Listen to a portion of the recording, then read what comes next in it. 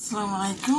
আজকে এই যে কাজ থেকে এসে কী রান্না করলাম, এটা মুড়িঘণ্ট রুই মাছের। আসলে মুড়িঘণ্ট দেখলে না মনে হয় যে আমার এক ভাবির কথা। আমার আম্মা যখন এরকম মুড়িঘণ্ট বানাতো ভাবি বলতো, আরে মুড়িঘণ্ট না মুড়ি দিয়ে খাইতে হয়, মামি ভাত দেয় কেন? মানে আমার ফুফাতো ভাইয়ের ঘরের ভাবি আমাদের এরকম। আমরা অবাক হতাম, আমরা মনে করতাম ঠিকই তো, আমরা মুড়ি দিয়ে খেতে হয় মুড়িঘণ্ট। যাই হোক, যে পুঁই শাক দিয়ে ইলিশ মাছ আর ডাল দিয়ে রান্না করছি। আর এখানে দেশি লাউ বলে এটাকে, এটা ইলিশ মাছ দিয়ে রান্না করছি।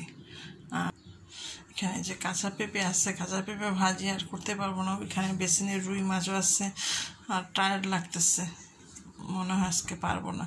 তারপর একটা জিনিস আপনাদের সাথে শেয়ার করব। মুড়িঘণ্টটা বাটিতে বেড়ে রাখছি, তখন ঢাইকা রাখবো একটু হালকা করে। তারপর আপনাদের বাইরে নিয়ে যাবো, একটা জিনিস দেখাবো। এখন না এলিভেটর উঠবো, এলিভেটরে একটা জিনিস দেখাবো আপনাদের, যেটার জন্য আসছি দেখাবো আমি। দাঁড়ান, এই যে এই ছবিটা দেখে নেন। দেখেন এখানে লেখা আছে, beware of this woman who is stealing packaging from the mailbox area and from your door. If you see her, please call 911 immediately. মানে আমাদের অ্যাপার্টমেন্ট থেকে অনেক মেলগুলো চুরি হচ্ছে। আচ্ছা, আমি এটার বাংলা বলতেছে এই মহিলা থেকে সাবধান।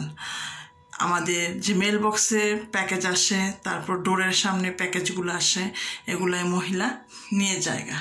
হ্যাঁ, এই যে ব্যাগ ভরে নিয়ে যাওয়ার সময়টা ক্যামেরায় ধরা পড়ছে। আমরা যখন কমপ্লেন করছি, অনেকের প্যাকেজগুলো পাচ্ছি না।